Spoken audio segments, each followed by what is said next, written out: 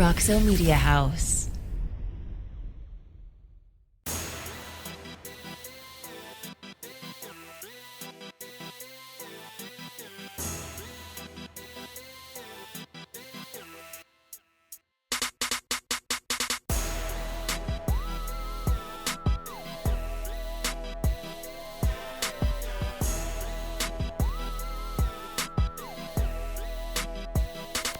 Welcome into another episode of Facing the Frogs. I'm Jamie Plunkett. He's Coach David Bowden, and we are here today breaking down some film on Texas Tech. That's TCU's upcoming opponent, Coach. The Frogs sit at 8-0.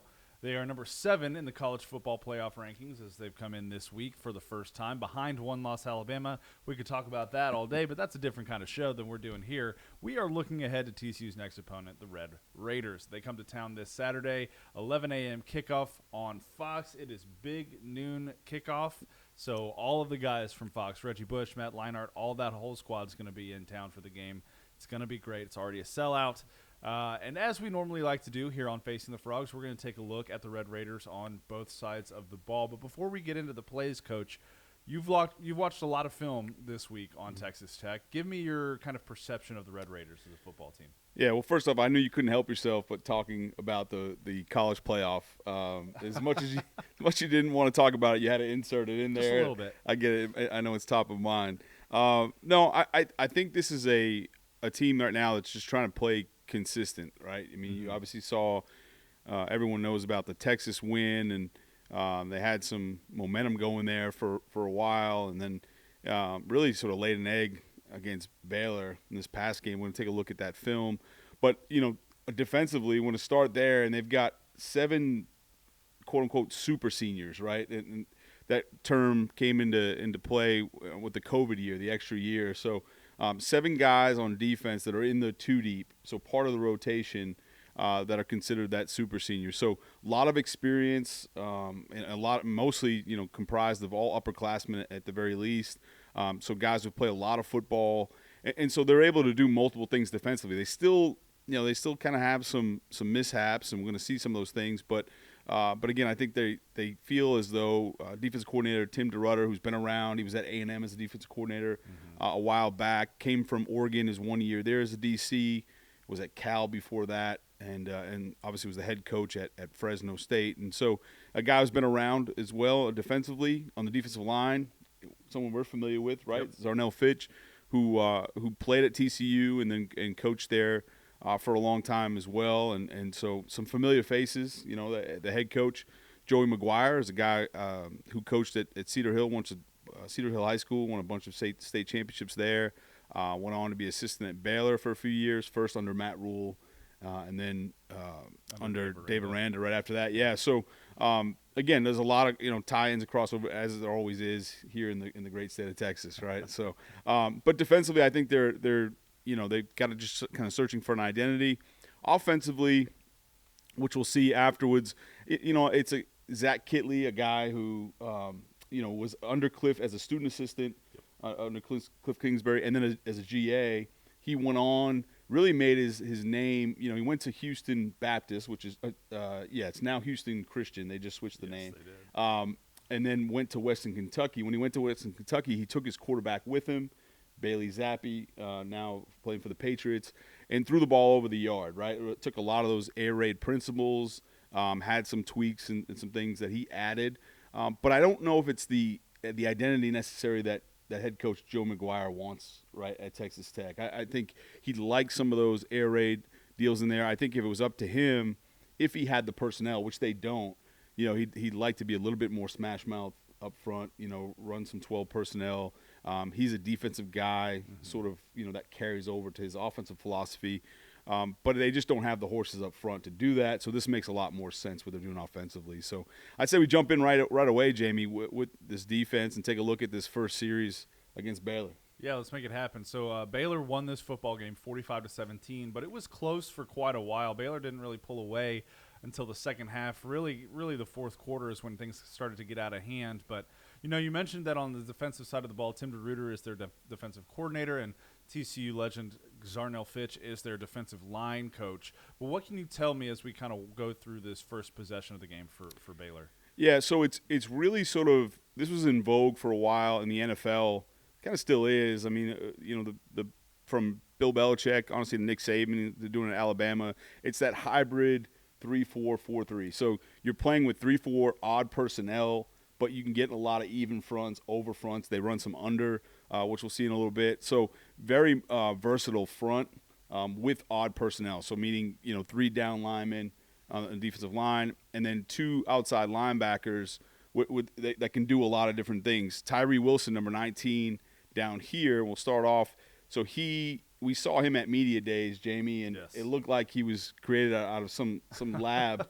He's a big guy. He is, and a lot of the TCU players have, offensive players have commented on him already this week and said, that they obviously, it's hard to miss. It's hard to miss this guy who's 6'6", 275, tight-bellied guy that can run, drop into coverage, and obviously, also rush the passer. So he's tough to miss, but he's kind of an adjuster for them. So not only is he physically imposing, you have to keep an eye on him, but he's going to give you a lot of keys to what they're doing defensively from play to play. And so he's someone to keep an eye on for sure. But we'll jump into the first one. So they adjust. You'll see Baylor goes in motion. Baylor does a lot of shifts and motions pre-snap. I think that's something that causes trouble because they're trying to move things around. They don't follow people in man a lot, so to give away man indicators, they'll bump those things, and we'll see that. But they bump the front here. They get into more of an under front, and so we'll look at the end zone quickly. What I mean by that, so they start off in an odd look. They'll bump this thing, and so he's covered up. It's a 4-man surface now for Baylor, and so you've got close to a 5 technique, a strong 1. Okay, and a 3 technique on the backside, and a wide sort of 9 on this side. So that's what they consider an under front, but it's in response to this 4-man surface on this side. So they're going to try and shift and bump with you to kind of match things up. What Baylor doesn't account for here, and this is something that is interesting for TCU. So they try and, if I go back to the wide here quickly, they're going to try and create a pick, a rub route right on this linebacker to start, and then flare the back. Okay, so they'll flare this back here. But what they don't account for is this end here, okay, or outside linebacker. We talked about being versatile. He's going to peel with the back. And so they're really trying to create a pick on this one, but TCU does a good job. If he doesn't get the back flaring, he's probably another rush player. But because he sees that back flare, he takes that one, and so it kind of negates this pick underneath. So, and you'll see this, watch this thing here. And you'll see it. So he starts off as a rush player, and then he'll go ahead and make the tackle. That's Josiah Pierre. He's a guy from Florida, and he's also went to University of Florida, transferred, and he's a junior, one of the younger guys, right, on the defense as a junior. But they've certainly he's been a nice addition for the Red Raiders, and another guy can be versatile. So is that a read and react thing from him, or is that just his assignment was always the running back? Yeah, well, it's a little. I think it's both, right? Meaning that's his assignment on that play, but he's got to read and react to it, right? Gotcha. And so, because again, if that back doesn't flare, then he becomes a rush player, so he has to read that as well. Okay. So that gives him 2nd and 9, and then so we'll look here. This is a lot of this stuff in terms of call. This is this happens to be a run by Baylor, but going back to what you just mentioned, Jamie, if this is a pass, these guys now are no longer rush guys, right? Because they would drop, and it would not be a 6-man pressure. But because it's run, it looks like a 6-man pressure, if that makes sense, right? Yes. So, and so they really do a lot of this stuff where they want to run some zone pressures, but again, they don't want to lose guys and have guys dropping away from runs, okay, right? And they want to keep the integrity of the front. So the outside linebackers have to do a great job reading things to see if it's run or pass, whether they're going to get in their drop or not. Feels like there's a lot of pressure on those two guys then to really be aware of where the ball is at all times, because as we maybe see later in this drive and definitely saw later in the game, they were out of position a couple of times where Baylor was able to get some good chunks of yardage because they were doing some things on offense to confuse those guys. No, I absolutely agree with you. I think, the other thing is what can happen a lot of times is these guys, because they do have pass drop responsibilities in some of these zone pressures, is when it becomes a run, you get sort of a softer edge, right? Because they're hesitant. They're trying to read, and you can't go full speed while trying to read things at the same time, right? It's just hard to do. And so you do create some softer edges in the run game. Another thing of note, this is an even front they jump into on second down, and they run this cross blitz. We're going to see this later on. I think one thing we're going to, that TCU has to be aware of, and I'm sure they'll be all on top of it, is they have these sort of special pressures from game to game, does Texas Tech. And so, you want to make sure that whoever's up top in the booth for TCU are tracking these things, because they're going to reappear later in the game. Not necessarily from, anything carry over from the week before, but they're going to have a pressure or two, maybe more, that they carry specifically for TCU. You want to recognize that early. Yeah. And then because this is an even front. They're not typically an even front team. They run this cross blitz, and on the same drive, they're going to get in the same front and run the same pressure. So it's something they want to make sure that they're charting accurately and getting that communicated down the sideline so they can adjust, and they don't have to wait till halftime to do so. Well, it looks too like on this specific play, I know we've already spent a lot of time on it, but the linebacker here that's on this cross blitz, number 6, looks like he almost gets held up by this handoff, like he thinks there might be some sort of play action here, and he actually reads the quarterback, and he's in the gap to make a stop for almost no gain, and Baylor still gets like 4 yards on this play. Yeah, I don't know. Of course, not knowing exactly their scheme per se, not being in their meetings and whatnot. But a lot of times in this stuff, when backs away, they'll cross key, meaning he'll read whoever's across from them. He's got the back, he's got the quarterback. But now when you run this cross blitz, their responsibilities switch. Now he becomes a quarterback player, so that's where you see that hesitation as he comes across. He is not sure if the quarterback's keeping. He's got quarterback now because they've essentially switched jobs. So that's where that comes from. And then on this cross blitz, this guy got, he ran by the gap. He really should have been in here, and so now that's what puts him in a little bit of trouble. So that's the thing, is when you do so many things defensively and you've got so much movement, and this will also rear itself in coverage sometimes for Texas Tech, is that they void some zones, they kind of overrun some things because they're not just lining up and playing. And I think throughout the years, obviously Texas Tech hasn't been known for their defense, but this is something where teams are saying, okay, I think we're not, they're a good front, they're experienced like we talked about. We maybe not as good as some of these other teams, so we got to create manufacture some pressures in different ways. And with that, you're rolling the dice a little bit defensively, and that's always scary. Gotcha. All right. Well, let's keep rolling through this film here and see. Keep an eye out for more stuff like that. Yeah. So we're now 3rd and 5. Okay, and really, they do a lot of this as well. This is, they'll run man free, but they'll, right here, this is only a 3-man rush. So it's drop 8 with man on the outside. Okay, but then there's extra players left over for Texas Tech, right? They're not man, they're not pressuring. So what are they doing? What they're doing is on 3rd and 5, they're really playing at the sticks. These linebackers are just trying to rob any kind of crossing routes coming underneath. And I think it's a decent plan. But again, what they don't do is expand, and so they kind of hang out in this area, just reading the quarterback's eyes. But really, they need the extra guy here. So you'll see the outside linebacker play underneath, okay, and they're running. They know, again, he's going to peel with the back. They've already saw that on film. Baylor did, right? Mm-hmm. So they knew he was going to peel with the back, so they're going to get him wide, and then they're going to come and run the slant right underneath it.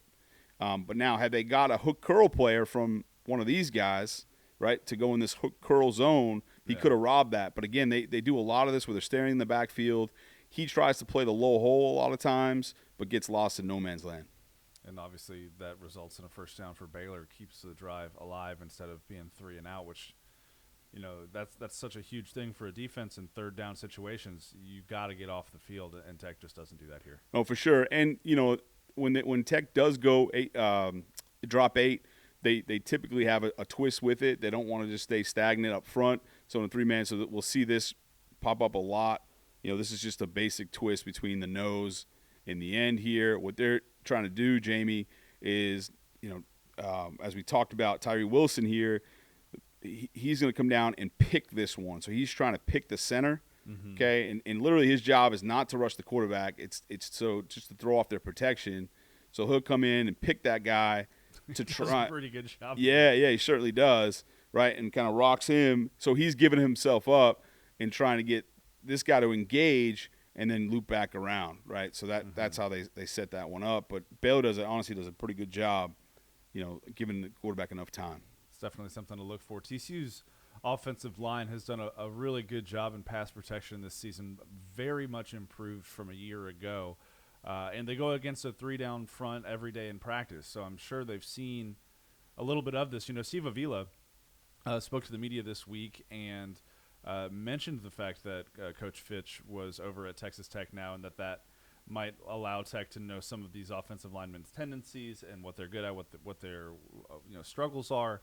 But that's also true on the inverse. These guys have gone up against the Zarnell Fitch coach defensive line for a long time too, so they know his tendencies, what he's teaching guys to do, and how he's teaching guys to play along the defensive line. So that's got to be, Coach, an advantage, maybe not necessarily an advantage, but just there's definitely some familiarity there between TCU and Texas Tech. Yeah, sure. Anytime you get a scouting report going, the more intel you have, the better, right? So it certainly doesn't hurt, and they'll know their strengths and weaknesses. Now, things have changed a little bit at TCU, and obviously a different center and they didn't go against, but yeah, that'll definitely help things. And this is a front here, Jamie. Speaking of, I think it kind of leads well. It leads into this well is that this is that tight front that we talk about virtually every week. So now we've seen a true odd, we've seen an even front, we've seen an under front. This is the tight front, so we're getting it all from Texas Tech. This is play 4 of right. the drive. Absolutely, yeah, right. So four plays, 4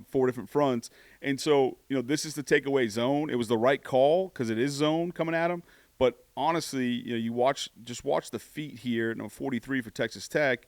Really, he's there so he can make this play. Well, from behind. Well, he still gets reached by this tackle, and he's out leveraged. I mean, he has leverage, right?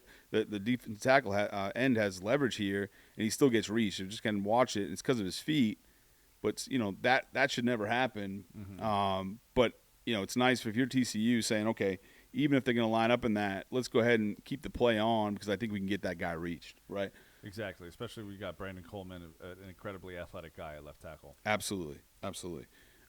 So that's something I think that, again, all these different fronts. And we heard A.J. Ricker last week, Jamie, talk about, look, we don't block fronts. We just have rules. And meaning, we're not going to kind of wholesale change our scheme based on the front. We're going to, each guy has a rule. So rather than seeing the big picture for the offensive line, they're saying, okay, do I have a 3 technique here? Am I covered or uncovered? Things like that where they can kind of break it up and segment it across the offensive line. Makes it a lot easier for those guys so that they don't get sort of paralysis by analysis, right? Looking at the entire picture, guys shifting and moving. They're just going to worry about their little box and then block to those rules. And I think there's always exceptions to rules, of course. But doing it that way, it seems like the offensive line can really has freed them up to play fast and to be aggressive because they're not trying to overthink things. It goes back to kind of just one of the core tenets of TCU football this year, which is simplicity, right? I mean, we see that on both sides of the ball with how guys are being schemed on offense and how Joe Gillespie runs his 3-3-5 defense just to say, I want these guys to be as fast as possible, to have to think as little as possible when they're out there on the field. It fits right into kind of that overall goal for TCU this year. For sure. There's genius in simplicity, right? Absolutely. And one other thing to note on this play, Jamie, just look how fast flow these inside linebackers are. This is something that you can take advantage of with nakeds and counters and stuff. Right, exactly. So I'm sure that's something they'll have an eye on in trying to get some misdirection stuff with these fast flow linebackers. But again, it's a man-free play here, but they let these running backs just go. The linebackers just go. All right, Coach, so 3rd and 8 for Baylor here. What does Tech do on defense on this play? So, they bring their inside linebacker and basically create a 4-man front with him and then have a twist that's 2-man remove, meaning, these two are here. He'll take a gap. He'll take this B gap here and then work to contain. Okay, and then you'll get, again, big Tyree Wilson coming around. He's going to try and loop back inside. So that's your twist.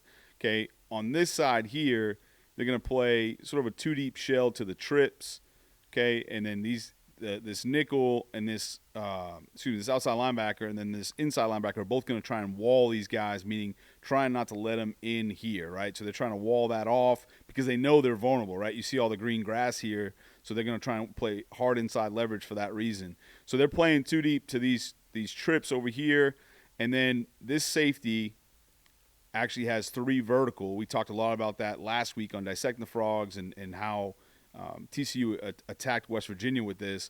But what all of that does is now you've got man on this side, Jamie. So you've got the back out. We've already talked about the outside linebacker end, what do you want to call him, peeling. But now this guy's sold up here in man-to-man, okay, man-to-man coverage, because he knows he doesn't have help from this safety who's got to play 3 vertical. So where does this come in for TCU? Well, all the double coverage that Quentin Johnston's been getting, if you can align him up away from trips and get in this look, well, now if you send 3 vertical here, you're going to get this safety off the hash, and you've essentially created one-on-one here, kind of do what you want, right? So it's a way to, again, manipulate things to get what you want out of it and try and get Quentin matched up one-on-one. Now, if they decide to just say, okay, we're going to double that thing anyhow and cloud the thing away from trips, which is a risky move for Texas Tech, now you're really short-handed over here on the trips, and they can play that side. So it just goes to show you how much, Quentin Johnston, the impact he could have, whether it's going to him or not. Yeah, and you talk about trips on that side for TCU, that could very well be Savion Williams, Jared Wiley, and Tay Barber. And how are you going to walk away from that much talent on that side of the ball as well? That's exactly right. And that's why, TCU offensively is having the success that it's having, one of the many reasons. But the amount of talent is that you have to defenses have to respect all of it and play things very honestly. And you can't just try and take away one star player, or you're going to get hurt in other areas. All right, Coach, we're going to fast forward into this drive a little bit because it was an extended drive for Baylor. They have a 4th down situation here in plus territory. Tech has not been able to get off the field in 3rd and 4th downs earlier in the drive. But what do we see from them that they have success with on this play?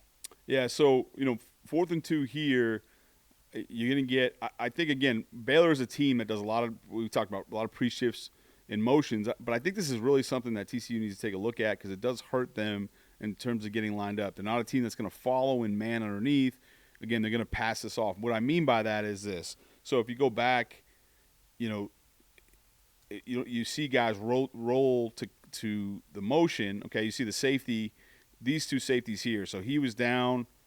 All right, now when he sees motion, he's working this way, and he's working back until this motion returns. Now the motion returns, and now you get these safeties going back to where they started from. So that's why you see all the movement back there to match it. But that's again, these are things that just sort of, you can get the Tech defense out of position a little bit with some of these shifts and motions and returning guys, and they're also trying to man check them as well. So they drop 8 again. You'll see the same twist up front.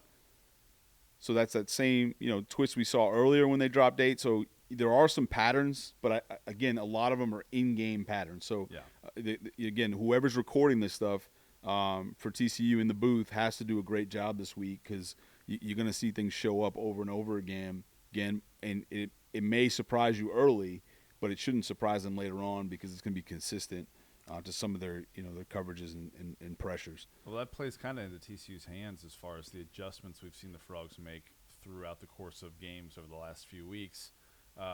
They've been a much stronger second-half team than a first-half team, I'd say, dating all the way back to the Kansas game. And so that's definitely something that you're right. If the Frogs can pick up on it, it's something they can take advantage of. For sure. And, in this one here, it's a different coverage for them. It's 4th and 2, but it's a version of 3 deep.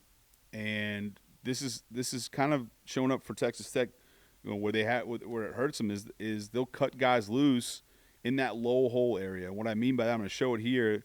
Baylor misses this opportunity because really they need this guy's so deep. I mean, he's off the chart. It's 4th and 2. He's returning a punt. It's unbelievable, right?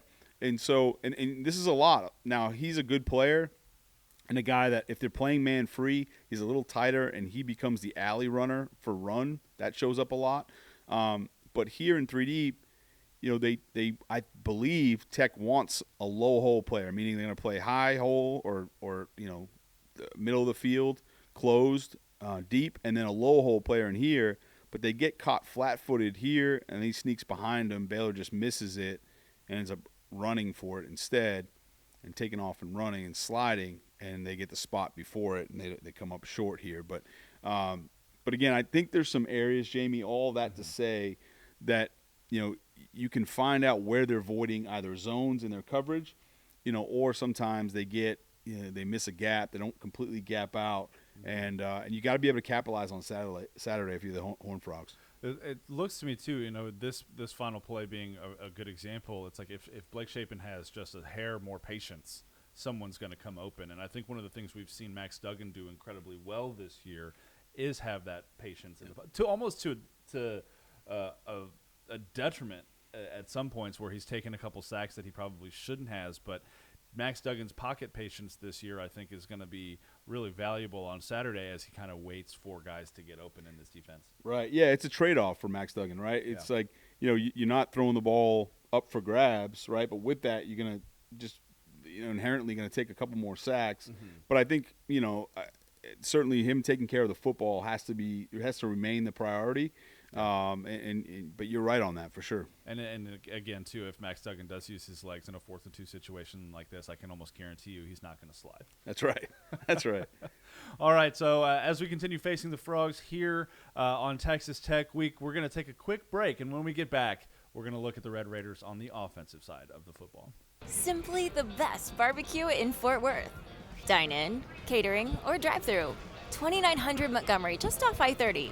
Remember, the best barbecue in Fort Worth is at Railhead Smokehouse.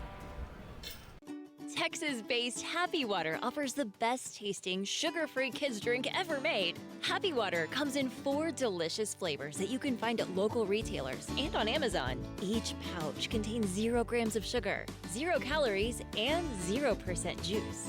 Head to happydrinks.com for more information and to purchase Happy Water. That's HAPI drinks.com. Live happy, be happy, drink happy. The Flying T Club provides the everyday TCU fan and alum the ability to specifically support TCU student athletes. Flying T Club offers 3 levels of memberships. The Flying T Club is a nonprofit organization supporting the brand development of TCU student athletes through a series of unique event-based networking opportunities, which are exclusive to our members. These events provide a great social engagement tool for our members and student athletes alike. Follow them on Instagram at Flying T Club or online at flyingtclub.com. For exclusive interviews and content on TCU recruits, subscribe now at frogstoday.com. Any sport, anytime. It's your source for all things TCU. Only on frogstoday.com. Welcome back into Facing the Frogs. Jamie Plunkett here alongside Coach David Bowden. We are taking a look at the Texas Tech Red Raiders today. Coach, let's jump right in. We've already talked defense. Now we're looking at the offensive side of the football. What do we see here from the Red Raiders? Yeah, so we talked a little bit on the open about their offense and sort of who head coach Joe McGuire wants to be, right? And then Zach Kittley, who he is and his background and being a thrower all over the yard. There's also some other familiarity. Kenny Perry is the running back coach. He's also the special teams coordinator, associate head coach. He's a high school guy out of Arlington as well, Arlington, Texas, and he was friendly with Joe McGuire. He was on SMU's staff with Sonny Dykes last year or the past couple years. And he was at TCU as well before that. That's right. Yep. He's a guy that certainly the Frogs are familiar with. Emmett Jones. Another guy who was the head coach at South Oak Cliff High School, had been at Tech a while. He started off his first college job was player development out at Tech. He's back there now. And then you go to Josh Cochran. He's a guy that was with Coach McGuire at Baylor during that time. And then their offensive line coach, Stephen Hamby, he's a guy that came over with Kittley, from Western Kentucky. So that rounds out their offensive staff, but just kind of give you an idea of who they are and some familiarity there. So first play, they just say, okay, they do a good job of recognizing coverages. This is 2-man from Baylor. Okay, so that's going to be man underneath. And they do a good job because, Baylor does an okay job of disguising it. This linebacker is not out here lined up looking at him man to man. Everyone else is. They're playing soft. So it could be some other things, but it was good pre-snap ID to say, okay, this is man underneath. 2-man means, playing 2 deep here and then man underneath here. So Tech recognizes that. They try and run a pick to the rail route to the back. So right off the bat, they run that pick. Baylor does a nice job getting over the top of it to cover this rail route. So what he does is, because that thing's covered, pretty smart here by the freshman quarterback. He sees that thing's covered. He gets over the top of the pick, so he just throws it down here. Go ahead and picks up. It ended up being incomplete. Would have just been a couple yard gain anyhow. Yeah. But offensive line for Texas Tech, probably the weakness of their team. You'll see him cut here right off the bat. I mean, it's anytime you're in, for quick game, I don't know. You have to be careful. These guys have to be careful. Texas Tech does, and this is something I'm sure Coach Dykes will be all over, because you can get in a high-low situation here. You really shouldn't, just not really good technique anyhow, but it's really bad practice to have all 5 guys cutting. You usually just want the guys that are covered to cut, okay? And that way there you can avoid those high-low blocks, okay? Yeah. You can block low-high, right? You can cut a guy and then a guy come over the top and hit you, and that's legal. But if it's the opposite, if you set a guy up so you're engaged and then you cut from behind, that's obviously illegal, as we know. So, yes. So something to keep an eye on. But I think they're trying to overcome some of their weaknesses up front. I also just think it's really silly to see an entire offensive line fall down onto the ground at the same time. It gives away to the linebackers and the secondary. Okay, well, obviously the ball's coming out pretty quick. It's not great.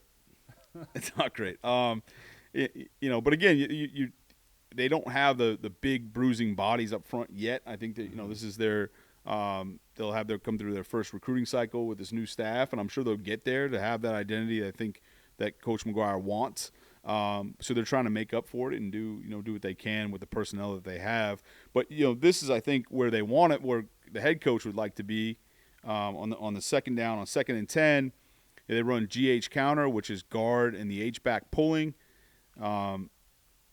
Baylor has this deal where it's kind of that spin cycle deal where he's coming out. He does a nice job. They're trying to spill this thing, meaning get inside of it to make it bounce. But the guard actually does a decent job trying to root him out of there. And they get inside, pick up a couple. But, again, this is not what to expect over and over again. They're not going to mass produce this on Saturday. You'll see it to kind of keep it honest, but they want to spread people out and throw it all over. And so that brings up 3rd and 7. And on 3rd and 7, you get a 3-man rush from Baylor. And I just want you to take a look here. Protection-wise, this is an old kind of air raid deal where they're all retreating, but they don't get any help on the center, and it's a bad plan. This nose guard, as you can see, just disposes of him, and you've got this kind of pressure with a 3-man rush. That to me kind of shows and is a big tell for where Texas Tech's offensive line is right now. It's almost inexcusable to let up that kind of pressure with ease on a 3-man rush. You point out that nose tackle for Baylor. He's actually a Tulsa transfer. He was on Joe Gillespie's team at Tulsa last season, and so I'm sure this week Gillespie and Dominic Williams are sitting down and watching that film specifically to say, this is who you can become in the defense here at TCU, and this is the kind of opportunity you're going to have to show that on Saturday. Yeah, without question, and we've all – I think Dominic Williams is one of the best stories of this TCU team. There are plenty to choose from this year. What that true freshman has done at that spot and all the things they asked him to do and how tough that is, the way he's carried himself has just been – from afar, it's just been really impressive, to watch. So I agree with that entirely. But, this is kind of what you're going to get. We've talked about the possibility of all 3 quarterbacks playing, right? Yeah. This is the freshman Morton that we talked about. But they're all very similar in their approach, right? The offense, I don't think is going to change much because they're all going to run for the yards that are there. They're athletic enough to do that, every single one of them. They're not going to have a lot of called QB runs. Yeah. That's not who they are. That's not who they want to be. Mm-hmm. But certainly if something's there. Now, let me go back to this is a drop 8. We've seen TCU do that a lot, right? This is where I think they learned a lot about themselves in K-State. They were going full drop 8, and bailing out of there. And then even with Will Howard? Will Howard, who came in, he was taking off for yards. And again, he's no Adrian Martinez, but I think they learned a hard lesson, and then they fixed it in the second half, and they created that spy with Jamoy Hodge, and they brought a fourth guy. They were bringing Johnny Hodges off the edge, playing some man free with a 4-man pressure and a spy. I think that's going to be, again, you got to mix it up, but I think that's more of what you're going to see from TCU rather than just straight drop 8, get out of there, and then have this happen where you've got, tremendous pressure, but then he escapes and takes off, for a first down. Yeah. Yeah, and you're right. Behind Morton, they've got Donovan Smith and T.J. Shrout, who have all they all played last week in this game against Baylor. They all threw interceptions last week in this game against Baylor, and I think to an extent that contributes to the lack of identity. I know that Coach Sonny Dykes talked earlier this week about how the difference in quarterbacks for Texas Tech isn't nearly as diverse as it is for Kansas State, where you have a predominantly running quarterback in Adrian Martinez that you spend all week preparing for, and then you get Will Howard in there and he's throwing the ball all over the place, and so you're kind of caught off guard. With Texas Tech, it's almost like these quarterbacks are interchangeable, but they all have relatively the same kind of deficiencies as well in that regard. Yeah, and he acknowledged too they have some different skill sets for sure. Mm-hmm. But I think Jamie, the biggest thing and what you're saying as well, and I agree, is that the play menu essentially stays the same, yep. Right? And so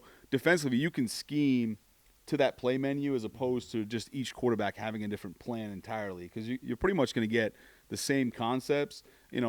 What they do is a little different. Morton, for instance, he took off there, but really he's been a guy who shows that he can rip the ball on the run, right? He's a guy that throws across his body well, right? Even sometimes it's ill-advised, but he'll go ahead and sling it. Mm-hmm. He is one confident freshman throwing the football where, a lot of guys are hesitant or a little bit passive. He came in his first game and just started slinging it, and we saw that here on Facing the Frogs a few weeks ago.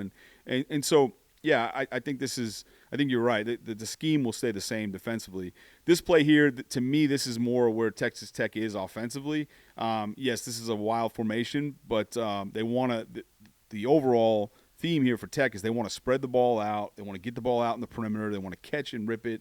They don't want to sit in the pocket, and try to do things for a long time. This is a Washington and Lee formation, it's called.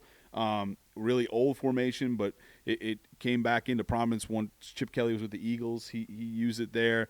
And really, again, you have 3 offensive linemen here in the core, and you're just counting numbers, and they're counting numbers. And so, they've got 3 versus 2. They like those odds down here, and so they go ahead and get the ball out, right? And so they're just counting. They've got 5 in the box here. Football's a really simple game. Us idiot coaches try and make complicated, right? But it's really simple. It's go where they're not, as we've talked about here. That's the in-depth analysis you're going to get here on Facing the Frogs, Jamie, right? But there's 5 guys, and they've got 3 to block, not good odds. They've got 3 to the boundary, and then technically, because it's the boundary, he can get himself there first. So they're 3-on-3 there, and then here they're 3 on essentially 1.5 because this guy's at depth, and so they'll say, okay, we're going to catch the ball and get the ball out there right now. And so because the safety is 11 yards off the line, he's not even considered in the count. Is that right? That's exactly right. Yeah, he's not part of it when they do that. And had they spread these guys out, here, then they just would have handed the ball off and ran a zone concept with 3 down linemen. That's the idea. But, I think what you're seeing here from Texas Tech is they're going to try and do everything they can to spread out, give you different looks, different formations, because I just don't think they're where they want to be roster-wise yet to just line up and say, hey, we're coming at you, right? Yeah. And so that's why you're seeing a lot of these things. But they do a good job with them, honestly. They're not just, trick plays necessarily. I think they're like specialty plays for them because it's an integral part of their offense. It's something that they'll do over and over again and get a lot of reps, obviously in practice, and then on the games as well. So it's definitely a lot to prepare for sure. It's a lot to prepare for, but we've seen too just defensively the Frogs make some really incredible adjustments this season in game, and this might be an opportunity. Well, obviously we want the Frogs to get off to a faster start this week, but if that's not the case, we know that they're capable of adjusting mid-game. For sure. I agree. This is an RPO here. I'll be honest with you, it's a pretty bad one. I don't know why. It seems like they're on the same page here. This guy's sitting down almost like he's in zone. And, an RPO here, you want to just kind of keep running. That's a little bit different. The other part that's interesting, it's just different. Not saying it's right or wrong, but typically with an inside run like this, an inside run look, you want to run the RPO on both sides. So just in case you had numbers, you want to throw it out there now, you go ahead and do that. If it was an outside run out here, then you want to block these guys and then run the RPO on the backside. So that's kind of the general rule of RPOs. Run pass option is if it's an outside run, it's run to you, block. If it's a run away from you outside, run the RPO. If it's an inside run, RPOs on both sides. Gotcha. So that's a little bit different, but I think they're just kind of not on the same page here. But again, I got to imagine when you're splitting reps during the week at practice with different quarterbacks. I don't care who you are and how good or talented these guys are, which they are talented. That's going to hurt you in some areas, right? Yeah. And just from efficiency. Yeah, you're just not getting enough time in the system in the middle of the week to go out and execute like you're expected to on Saturday. Right. Yeah, exactly. So we'll see this now again in drop back pass. Now this is interesting. They do run a lot of these stack sets, Jamie. We haven't seen them in this drive. But going back and look at other games, typically we saw this when we were dissecting Oklahoma State. This was a formation that was really successful for Texas Tech in that game. That's right. That's right. And a lot of times they'll do it with both stacks outside the numbers on both sides. They condense this one, and they try to run what was referred to as HBO back in the West Coast offense under Bill Walsh, like back in those days. Well, they were doing it with HBO stood for halfback out, so it was a vertical route and a halfback running it out. Now, obviously, there's no halfback doing it but it's the same concept. It's turn out and go. It's essentially for the stack set a slot fade and then a turnout, which is tough to do versus a too high deal like this. I think they guess right in terms of what they're going to be in. Again, this is sometimes when you're in tempo and you don't freeze them, you don't kind of give those check with me looks to the sideline, you can get caught with some bad calls versus looks that you don't want. And so you see a little bit of those protection problems again. They're going to get flushed. And with Morton in there in particular, TCU really has to pay attention on scramble mode because he's looking to throw the football, right? So they've got to plaster to their men. They got to know which guy pushes, meaning which linebacker – once he escapes, you can do it a few different ways, but you have to have – same thing when a bootleg goes for scramble rules. You have to have one guy responsible to push to the quarterback to force him to throw it, and then one guy to push over to that zone. You can do a lot of people do the backside linebacker. Some people do the front side linebacker. You can do an overhang. There's different ways of doing it, but that's something that they'll have and certainly rep this week in practice if you're TCU. We see him get out of the pocket pretty easily here. Doesn't make a very good throw. Doesn't really have anyone to throw to, though, frankly. And so now sets up a fourth down for Texas Tech. Let's see what they do here. Yeah, again, this is really again, we're seeing the past few plays from Tech. We're kind of seeing really who they are, right, on this drive. This is kind of where they make a living. The stack set, and all of a sudden we've got a bunch trip set out here. They're trying to run these rub concepts. They run a sort of a drive concept. What that is an under route to try and get sucked up and then run a sort of a dig behind it. Peyton Manning and the Colts for years made this play famous out of different formations, a little bit different, but same concept. They're trying to get those linebackers to suck up and then throw the ball behind it, and they do it here. It's just the ball's delivered behind the receiver, but they actually have them open. They do a decent job. But this is where you see, Jamie. This is the final one here. But this is where you see these guys most comfortable. Even though they misfire on this play, you're going to get them spread out, bunch sets, stack sets, things like that. Throw out quick screens, try and get you spread out, run the ball just enough to keep you honest, and then trying to get linebackers on those under routes and some of those mesh concepts. And then eventually, once they start getting them up, they want to throw the ball on in-breaking routes behind them. And so that's who they are offensively, I think, regardless of who the quarterback's going to be on Saturday. And this is a signal, too, just of how aggressive they are. Texas Tech has gone for it on fourth down a significant amount of time this season, even on their own side of the field. Pretty much once they get past their own 40, it's the expectation, I think, is that they're going to go for it if they have, 4th and 5 or shorter than that. And so that's definitely something to look for as well. The Frogs defense has to be really, really strong on third down and even on the early downs to put them in unfavorable fourth down situations to make sure that they're not given the opportunity to be this kind of aggressive on Saturday. Yeah, for sure. And with the tempo, they've got to make sure that communication is going to be key. Mm-hmm. Fortunately, they're playing at home. I think this is a good week to get back at home at Amon G. Carter because the crowd has done a nice job, and the players, for TCU have talked about it. Even the head coach, Tony Dykes, this week as well, on the impact of the crowd. When Tech is on defense. And as opposed to when they're when TCU's on offense or defense, and make sure that they're taking care of the home team and done a really nice job.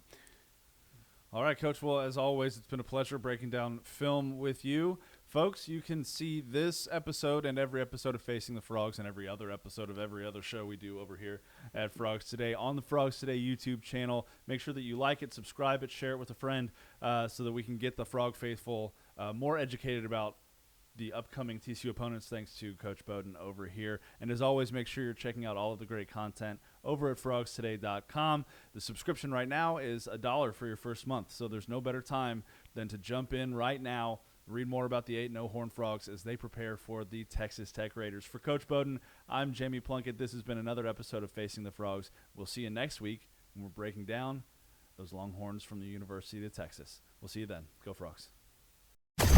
Roxo Media House.